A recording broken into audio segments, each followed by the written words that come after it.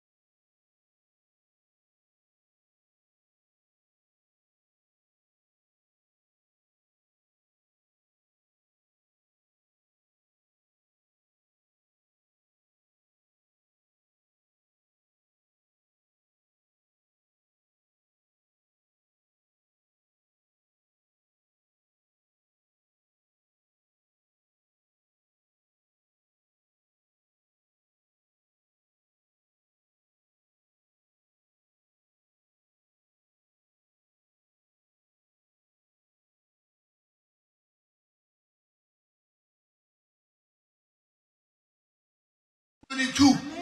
C'est pas moi qui l'ai prêché, mais voilà, il m'a dit tu prêches. Alors j'ai dit, il n'y a pas de problème.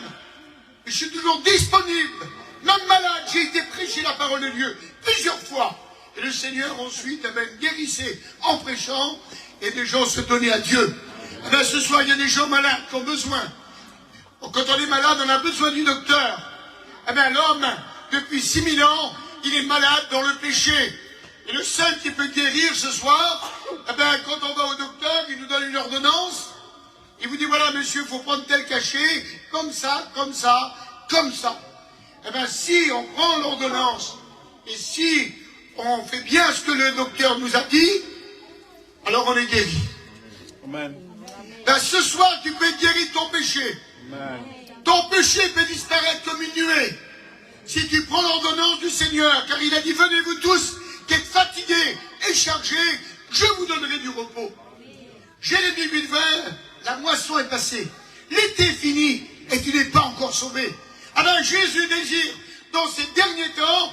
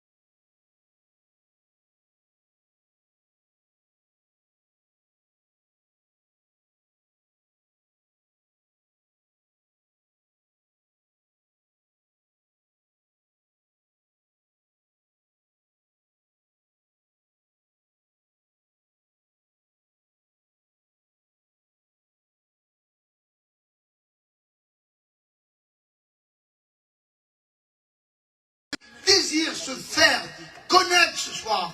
Et il veut se faire connaître dans ta vie. Il y a des chrétiens qui portent le nom chrétien, qui ont passé par les eaux du baptême, mais que vraiment ils ne connaissent pas encore le Christ.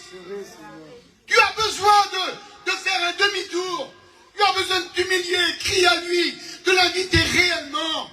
Il y en a qui ne comprennent pas la parole de Dieu. Quand un pasteur prêche, il lève la main. Ça fait 30 ans qu'elle est baptisée. Aujourd'hui, il faut arrêter de lever la main. Il faut marcher avec Jésus. Il faut arrêter, mes frères et sœurs. Oui, pourquoi restes-tu entre deux parcs, nous dit juge. Oui, dans la parole de Dieu. Il faut arrêter.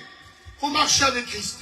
Toi, mon ami, toi qui ne connais pas le Seigneur, eh ben, il désire te faire grâce. Il veut te faire passer de la mort à la vie. Oui. Oui, il veut t'enlever de cette tristesse, de cette angoisse, où il y a cet alcool, la cigarette, le poker et les jeux, et tout ce que vous voulez. Il veut t'en sortir. Il veut te montrer sa puissance ce soir. Parce qu'il est puissant. Il est dans la colère. Il est riche en bonté. Et quelle bonté que le Seigneur Jésus,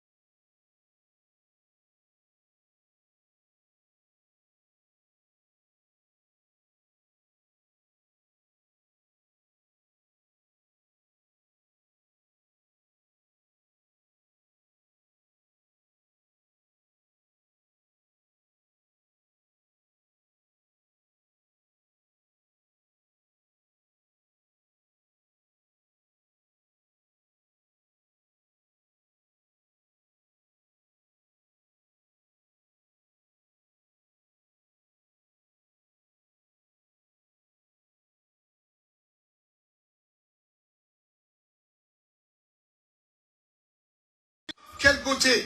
Il va te prendre sur son aile. Il va te guérir de ton péché, de ta maladie qui te ronge, de la jalousie qui te ronge. Il y a des hommes jaloux, il y a des femmes jalouses. Et dans le foyer, c'est la guerre, c'est la misère. Jésus veut t'en libérer ce soir. Amen. Il y a des jaloux ce soir, oui. Et il y a des jaloux. Et Christ veut libérer. Oui, il veut te libérer. Il y en a même qui sont jalouses parce que l'autre est chrétienne. Elle est trop bien. Et toi, tu n'es pas encore chrétienne. Ben, si tu es jalouse, viens. Viens vite à Christ et tu verras un peu ta vie changer. Alléluia. Gloire à Dieu.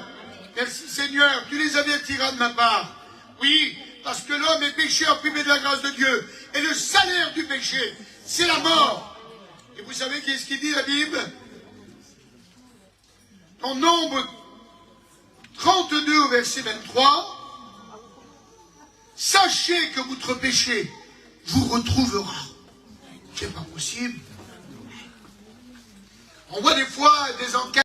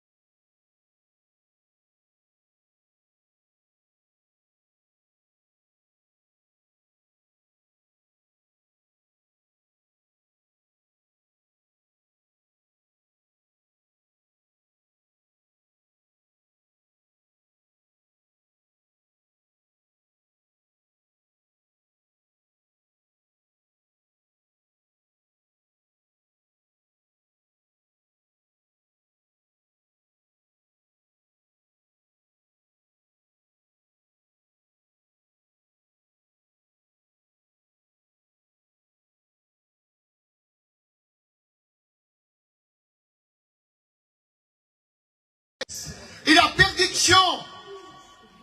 Mais Jésus, lui, eh ben, il t'aime ce soir, il voudrait changer tout ça. Bientôt, il va y avoir les fêtes de Noël.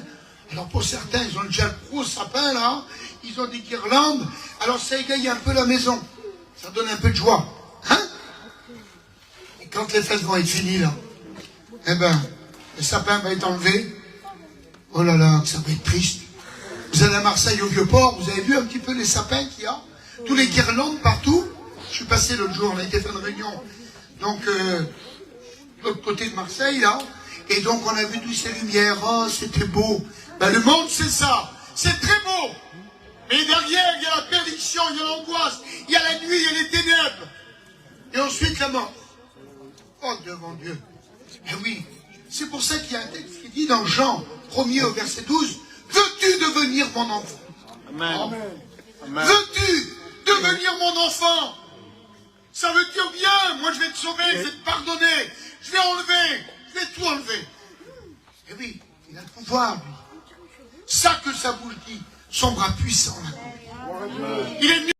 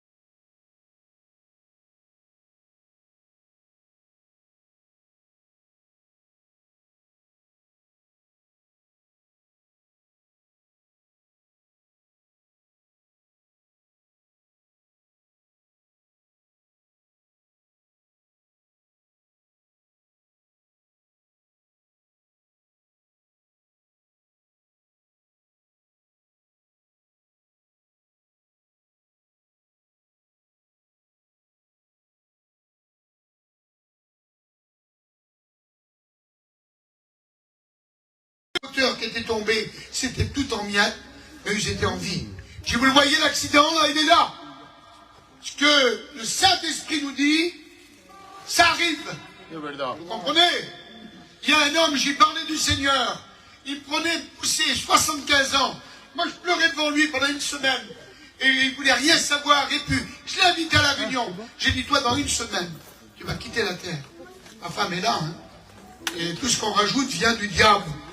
Écoutez bien, tout ce qu'on rajoute vient de l'ennemi. Alors, si ce n'est pas la vérité pure, on est revenu des commissions. Il est mort devant nous.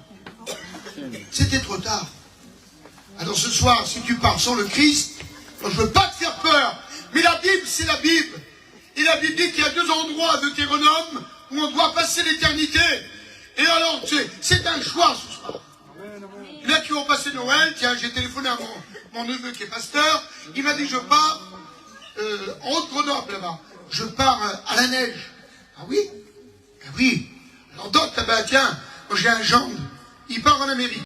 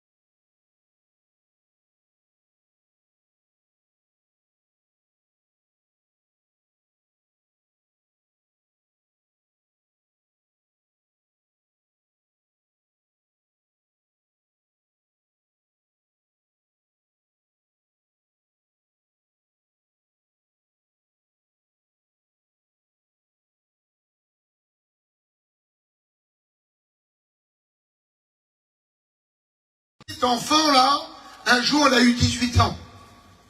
Il a dit, maman, voilà, tu vas faire un gros gâteau. Je vais inviter tous mes copains, mes copines, pour mon anniversaire. Mais surtout, maman, n'oublie pas de mettre tes gants. Elle avait honte de sa mère, elle avait les mains brûlées. Et jamais elle avait demandé à sa mère qu'est-ce qui avait arrivé. Il dit, surtout, quand tu amèneras le gâteau, tu déteindras la lumière. Et il dit, oui, ma fille. Mais tellement pris de panique, hein, les mamans, là. Ça arrive des fois d'oublier des choses. Et d'un coup, quand elle allume la lumière, elle arrive avec le gâteau, mais la première chose qu'elle regarde, c'est les mains de sa maman. Et là, elle se met à pleurer, elle dit, maman, tu as tout gâché. Je t'avais dit de mettre tes gants. L'histoire nous dit que là, les copains, les copines ont parti. La fille pleurait. Il dit, ma fille, Je vais t'expliquer une histoire. Un jour, dans une grande maison, il y avait un petit enfant et la maman était partie faire les courses. Et quand elle est revenue, la maison était toute en...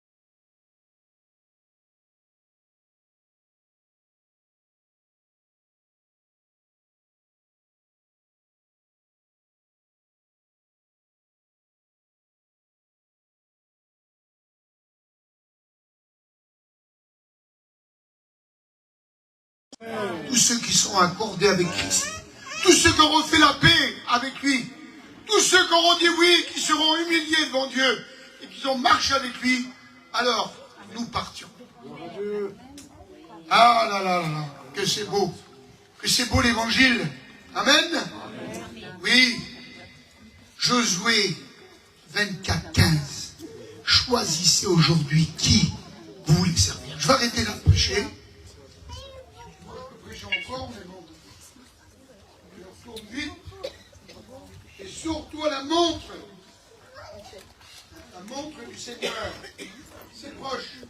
L'Éternel est proche dans la vallée. Tu les avertiras de ma part. Je veux t'avertir que ce soir, Dieu a un projet pour toi. Oui, c'est pas un projet de malheur, mais de paix. Il veut mettre la paix dans ton foyer, dans ton cœur, dans ta vie. Il va enlever l'angoisse. Il a le pouvoir de tout faire. Et ce soir, il veut faire dans ta vie. Tu veux le laisser faire? Qui c'est qui veut le laisser faire ce soir? Dans votre vie, levez la main, levez la main. Oui. Alléluia.